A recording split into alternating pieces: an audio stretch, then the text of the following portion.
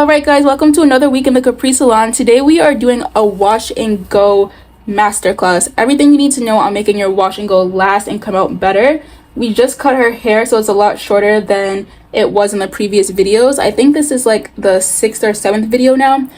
So we're getting through, her hair is growing, retaining length, and we're getting to that healthy point. That's really exciting. Usually we start the video off with asking her if she has any questions, but today we're just gonna get right into the lesson, so I hope you don't have too many questions, but we'll answer your questions after I get done with the lesson.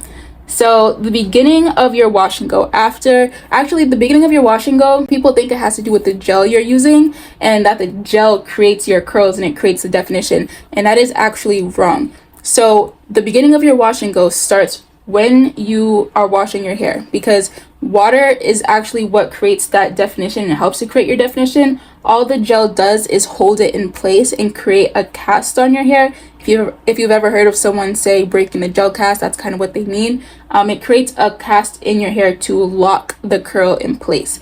So if water is not penetrating your hair, then you will end up with frizz and a wash and go that just doesn't look good by the end of the night. So just because your hair is covered in water and it's saturated with water does not mean the water has absorbed into your hair. It is possible for your hair to be covered in water, but there could be cuticle damage. There could be buildup. Maybe you didn't properly cleanse your hair. There could be a number of reasons why water has not penetrated your hair. So what I would start with is, one, making sure you are doing a clarifying shampoo as needed. If you have hard water, if you use a lot of oil in your hair, you probably want to clarify. It's hard to say like clarify once a month or once every 2 months. You really have to pay attention to how your hair feels. If all of a sudden it feels dry and it wasn't that way 3 weeks ago, it might be time to clarify. So make sure that water is absorbing into your hair. So after you made sure that your hair has absorbed water, which is what hydration is, by the way, the definition of hydration is water. When your hair has water, it is hydrated.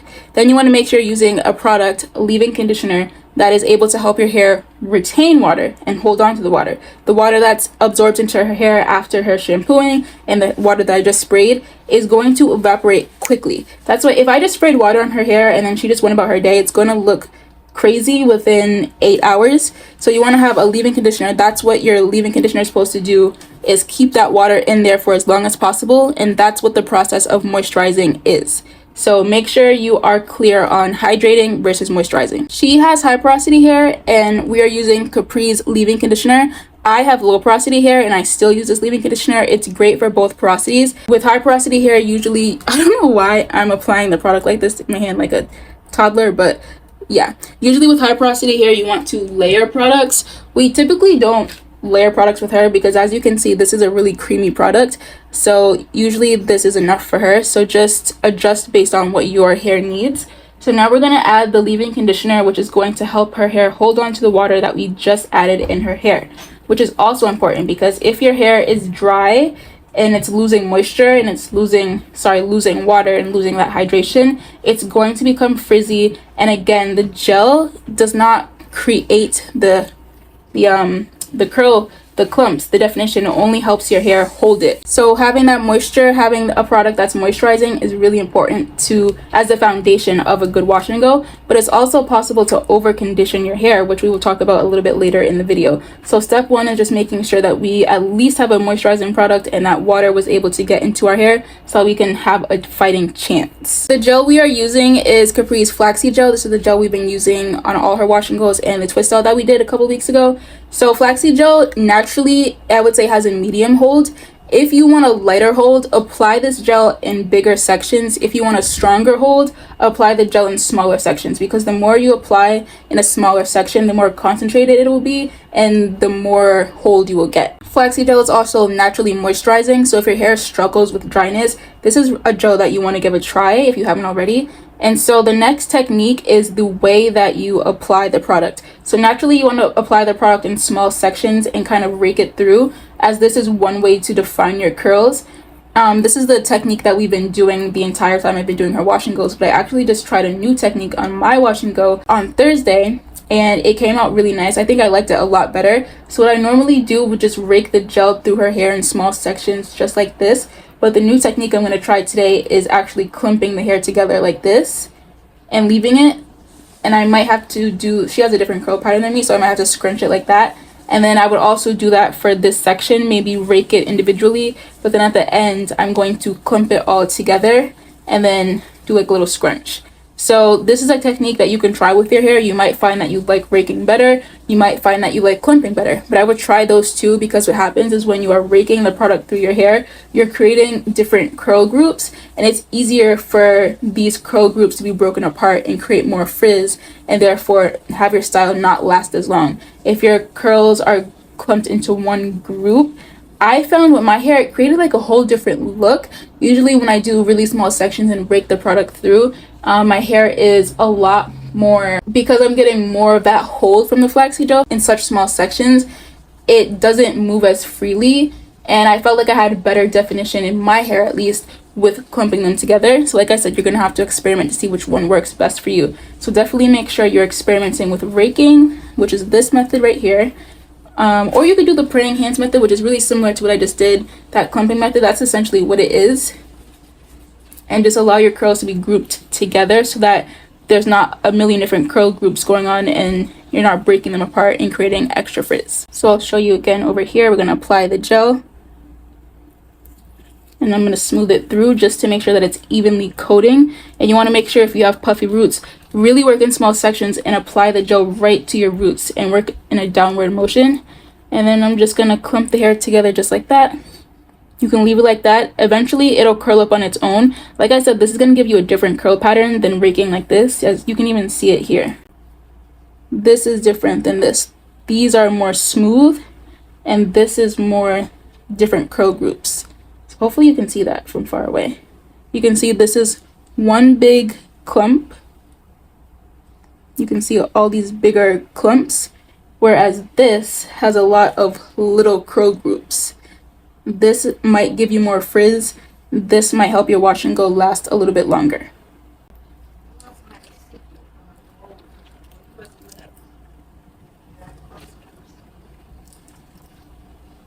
See that? Clumps. It looks really nice. This is one big clump.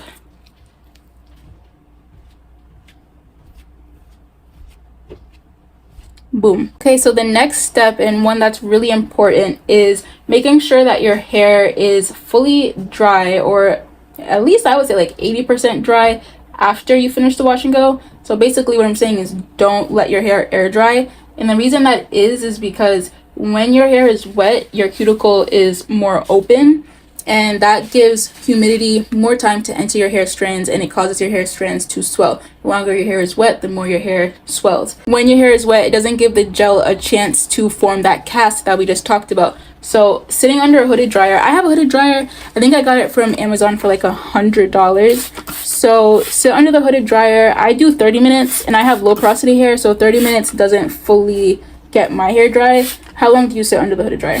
30 minutes, and I would say it's pretty much dry. Yeah, so she's able to do 30 minutes and what, get like 95% of the way there? Yes. I don't get that. I could do an hour, but I don't know, sitting under the hooded dryer like gives me a headache, I feel like. So I just do 30 minutes, and it gives my hair enough of a chance to set and enough of a chance to let that cast form. As you can see, I sprayed the water in her hair, and I'm working the water in like this. You don't want to just spray it and then move on.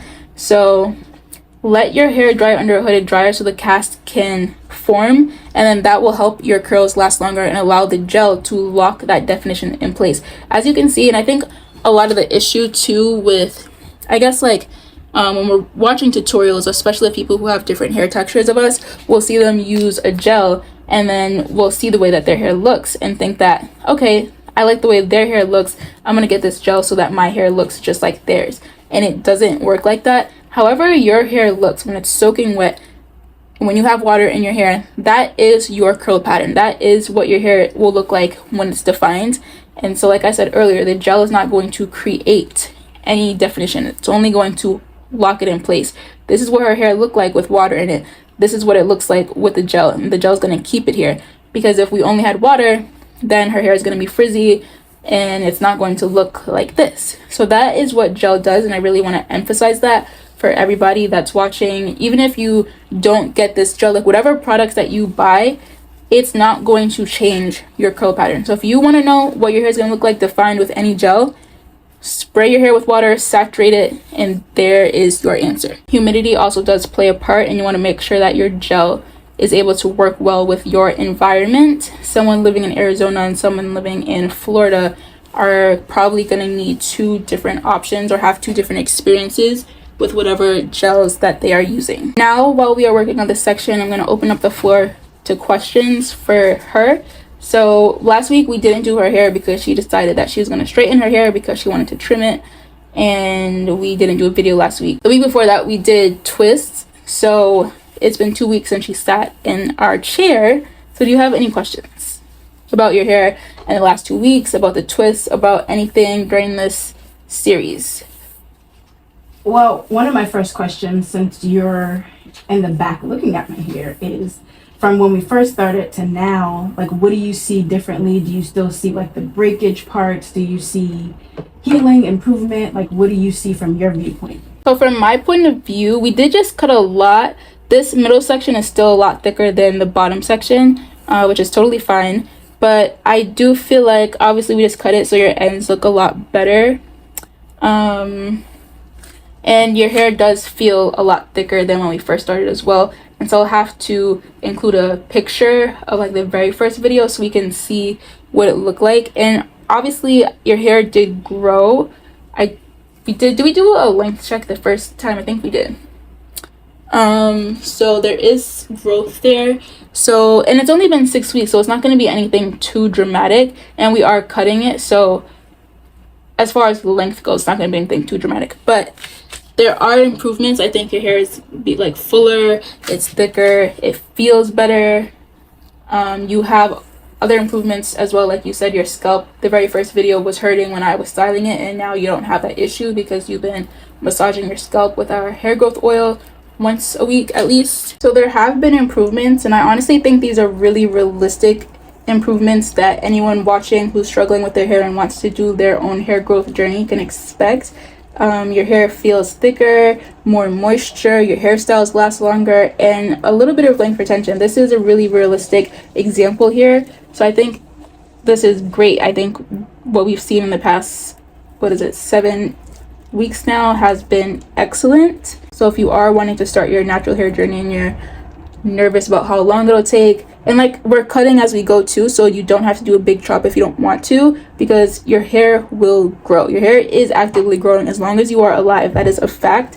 So there is always, like, you can always turn your situation around and make it better as long as you are consistent. We have been consistent every single week, and you see how I'm applying the product in sections so that her whole hair is covered. A lot of times if you're busy, if you don't have a lot of time, you're just washing your hair, throwing product on it, not even making sure that you're covering all your strands. So that creates breakage and brittleness throughout your hair as well, and you're just throwing it in a ponytail. We are choosing a style that works for her. That's going to be different for everybody. It could be mini twists for you, it could be braid outs for you, it could be wash and go for you. So make sure that you are consistent and you have a good hairstyle that allows you to retain length. Okay, so now back to the point we were talking about earlier, where if your hair is too moisturized, that can affect the results of your wash and go. So basically that doesn't mean like if you have a leave-in conditioner that's too moisturizing, your hair is not going to come out right. But if your hair is over moisturized, so you are deep conditioning when your hair doesn't need to be deep conditioned, or using a lot of leave-ins and oils and all these creams and gels, that can make your hair too moisturized. What that does is it creates a lot of softness in your hair, and your hair will then struggle to hold its shape. So you don't want to be overloading your hair. That's why I think I said in a couple of videos ago, start, if you are struggling with dryness, maybe you can deep condition every week to start. But then at a certain point, you want to start deep conditioning maybe once a month. Then work your way up to once every 2 weeks if your hair really needs it. Then once every 3 weeks if your hair needs it. You don't want to just keep deep conditioning every week just because you feel like it's something to do. Because if your hair doesn't need it, you'll have a harder time making your hairstyles last, because your hair just won't be able to hold its shape, not even with a good gel, because the structure of your hair is now compromised. So just be careful about that. And then, like I said, if you have high porosity hair, like we talked about in the beginning, just make sure that you have a system that allows you to retain moisture. So that can look like deep conditioning, because deep conditioning can help you retain moisture. that can look like using a really good leave-in conditioner like this one. The ingredients in this are really amazing. Mango butter and sunflower oil both help to create a barrier on your hair to keep that water in. So this is a really good option. It's creamy. If your high porosity hair likes oil, you can layer it with an oil, but you might not need it. So that's just where experimentation comes into play. Did you have any other questions? No, not necessarily. I would just like to say that when I first started, skeptical is not a good word, but it was a little doubt because I have been trying to figure out how to grow my hair for so long, like get back to what my hair was previously. And I struggled for many years with, my hair was growing. Like you said, your hair is always actively growing. So it wasn't like my hair wasn't growing. It's just that the length was not retaining. The health of the hair was not there. And to see from the last time we cut it till this time, which is about 7 to 8 weeks, the growth that has happened, the change in texture, the moisture, different things like that, I'm super excited. This was probably the biggest chop that I've ever done in my life. And so I'm excited to see what the next 7 to 8 weeks look like. I probably will do more like a medium chop, not like a big chop like this, but I think one more like medium chop. And then I'm going to fully start growing it out. Obviously trimming as we go along, but not like a chop to get to my goal. And my goal is bra strap length. And so I'm super excited to finally be on the journey to getting back to where my hair was before. So I just want to say thank you. Thank you for inspiring all of us. Thank you for your knowledge, information. Thank you for even being willing to do this journey with me. Tell the people that you told me that I didn't have a choice. You don't have a choice. This motivational speech, and she's threatening me behind scenes. Yeah, that is correct. You don't have a choice. As a mom, you don't have a choice. I mean, I guess we all have choices, but you don't have a choice at the same time. And so I'm just excited to see. I'm gonna do the next medium chop about September-ish, the week of the 20th-ish, and then from there really focusing on the goal, the bra strap length goal. And so I'm excited to see this time next year what my hair looks like. We're so excited for you and so excited to be documenting this journey because I know it's helpful for other people. And I'm working on getting my sister in the chair too. She has really high density coily hair, so hopefully on Thursday she'll sit down and let me do her hair. She's 13 and I think that'll be great because there's a lot of different conversations that can be had. One being that she's 13 and like if you're a mom navigating that time having a teen in their natural hair, and just inside the mind of a 13-year-old because they are curious about their hair whether they say it or not. So I think there's a lot of different videos and topics that are going to come out of that, which I'm really excited about. So hopefully she sits down. But yes, I hope this has been really helpful for everybody. But back to the teaching. As you can see, this one big clump, I'm clumping all together and I'm just going to let it sit here and scrunch.